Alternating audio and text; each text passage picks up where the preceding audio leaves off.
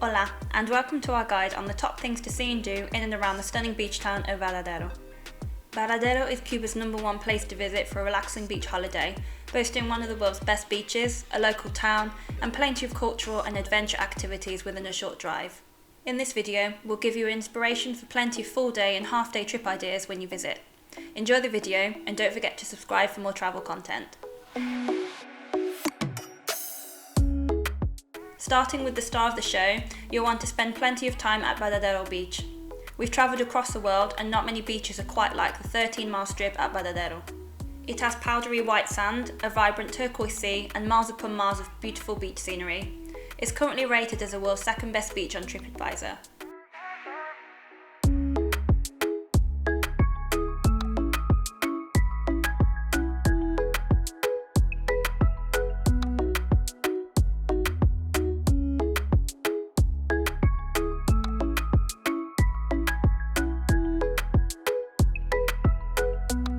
If you're looking for one of the most adventurous things to do in Varadero, head on down to the underside of Canimar Bridge on the Canimar River.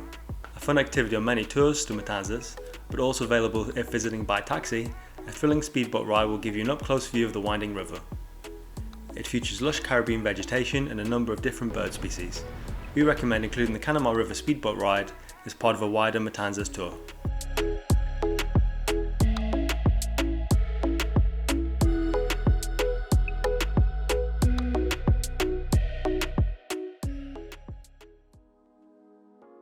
Another must-see attraction in the Matanzas area is the super popular Saturno Cave. The cave has been carved out of the side of the mountain over thousands of years and features a number of interesting rock formations. It has a cenote-like appeal to it and will have you entering into a realm of peace and tranquility. We recommend arriving first thing so you can experience the cave in its true glory without any crowds.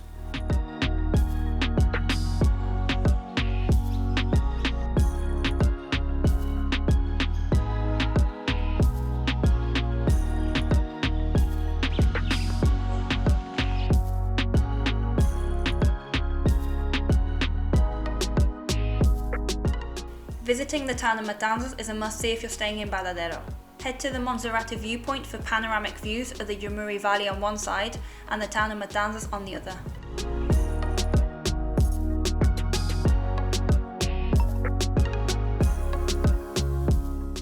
Matanzas town itself provides a unique sightseeing experience of Cuban life, with colourful colonial buildings, a scenic seafront and several quaint churches and squares. We recommend booking a walking tour to get the best experience of Matanzas.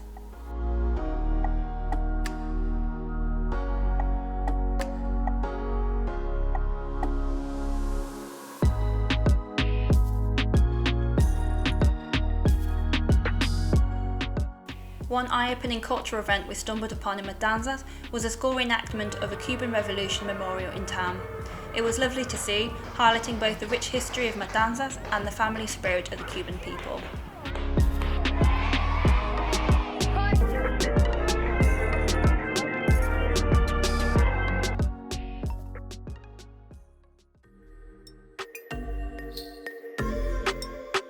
One of the most impressive attractions we recommend checking out is Bellamar Cave.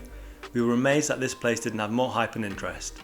It's the site of a huge complex of underground caves that was stumbled upon by a worker in 1861. The caves were mapped out and explored, only to find a winding labyrinth of snow-white stalagmites and stalactites that date back over 300,000 years. Go on a guided tour for only $5 and explore the cave complex in its true beauty.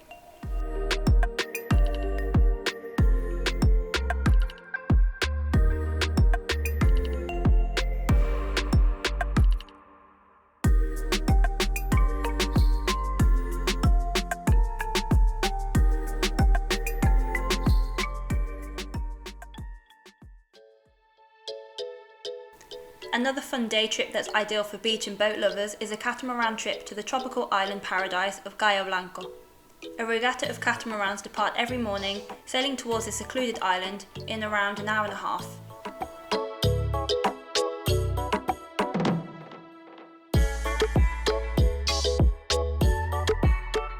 On the boat, they have an open bar, nets to sunbathe on, and plenty of entertainment from the crew. There's also a short stop-off point on the way to the island for some snorkeling.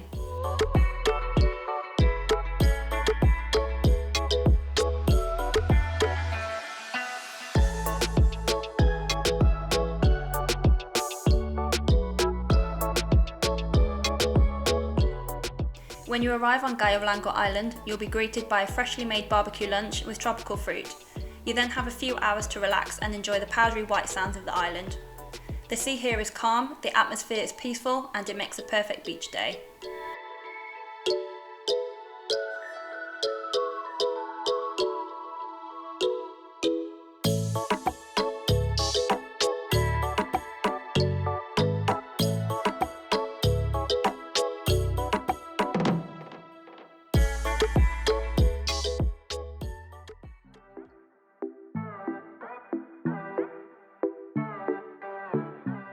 Whilst Varadero is a huge strip of beaches and hotels, it does have a central town area near the start of the peninsula, with Varadero Boulevard being the central hub of shops, bars, restaurants and a club. It's also home to House of Rum, a great place to sample some local rums and buy some to take home, plus an old-fashioned Cuban cigar shop and a chocolate specialty cafe.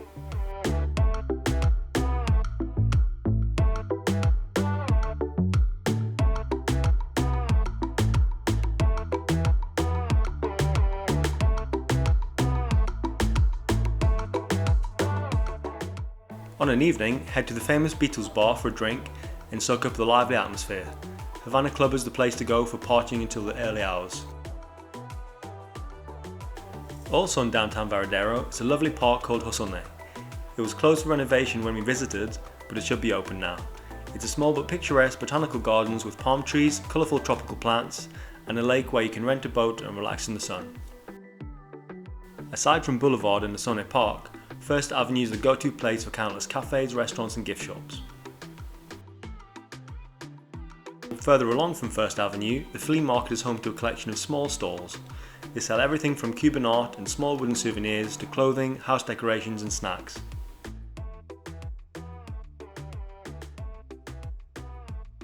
As soon as you arrive in Cuba, you'll see many colourful classic cars of which were made in the US in the 1950s. Ford, Cadillac and Dodge cars are everywhere to be seen.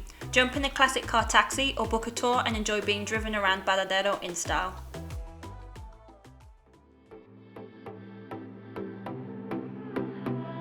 A less well-known but very cool thing to do in Varadero is to visit a small nature reserve called Varahicacos. Upon arrival, you'll be given a map that explains the different stop-off points on the trail. The reserve has a winding trail under the canopy of the forest, with stop-off points that show you different plants, trees, caves and animal habitats. We recommend visiting in the morning as it gets extremely hot in the afternoon.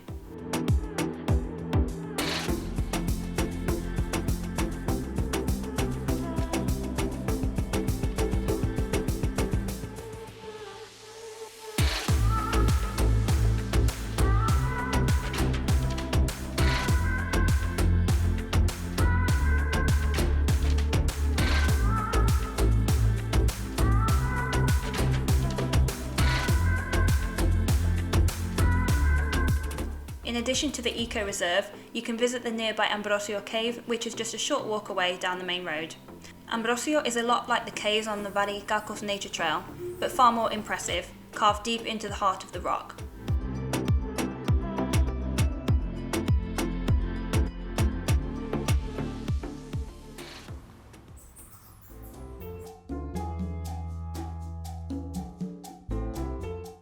No trip to Varadero would be complete without visiting the Cuban capital, Havana. The drive from Varadero takes 2 hours, so you can easily visit and return in one day if you leave first thing in the morning. Havana is home to an abundance of colonial architecture, grand fortresses, colourful squares, and plenty of historic attractions and museums. We recommend spending the entire day in the city, exploring both the popular attractions, but also some off the beaten track areas. Seeing how the locals live will really open your eyes to a different side of Cuba.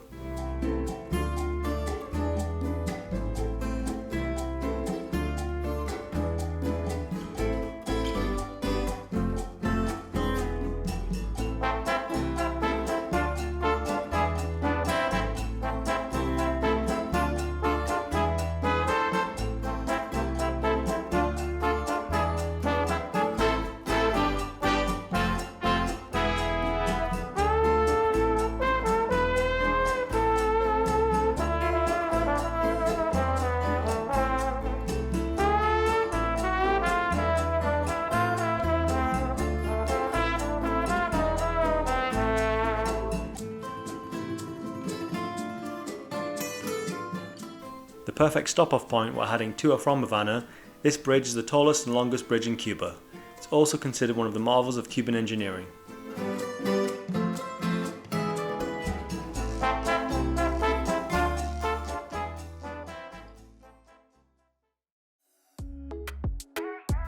One of the biggest reasons tourists visit Varadero is to relax in the hot Caribbean sun and enjoy the luxuries of an all-inclusive resort. We stayed at the Ibero Star Selection Resort and we highly recommend it. We hope you enjoyed our video on the top things to see in and around Varadero. It's a beach destination that can be a very affordable place to visit compared to other Caribbean islands, and the cultural experience you'll get in Cuba is completely unique. If you liked our video, please like, subscribe and turn on the bell notification for more holiday content. Hasta pronto!